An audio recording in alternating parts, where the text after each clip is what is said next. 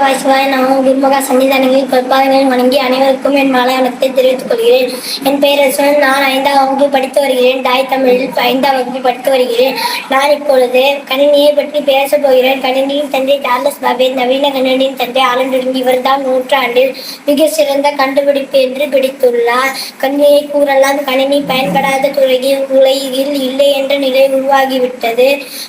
கணினியால் மனித உழைப்பு நேரம் அனைத்தும் சேமிக்கப்படுகிறது. கணினியின் தலைமுறைகள் 1940 to 56 முதல் தலைமுறை வெற்றிடுக்குள்ள 1956 to 63 இரண்டாம் தலைமுறை மின்மையை பெருக்கி டிரான்சிஸ்டர் 1964 to 71 மூன்றாம் தலைமுறை ஒருங்கிணைந்து 1972 to 2010 நான்காம் தலைமுறை நுண்செயலி 2010 பின் 5ஆம் தலைமுறை செயற்கை நுண்ணறிவு கணினியின் பாகங்கள் கம்ப்யூட்டர் கணினி, லேப்டாப், மடிக்கணினி, கீபோர்டு, விசைப்பலகை, மவுஸ், சுட்டி செயலி தெரிவு செய்ய உதவுகிறது.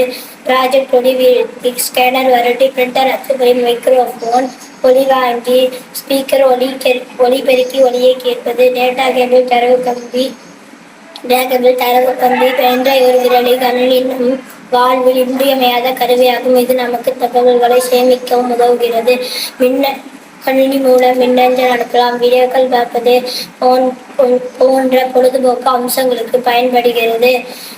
வங்கிகள் மேலாளர் அலுவலகர் பணி பரிமாற்றம், ஆவண பணி பரிமாற்றம் சுலபமாகிறது. புதிய துறையை மேம்படுத்தவும் உதவுகிறது.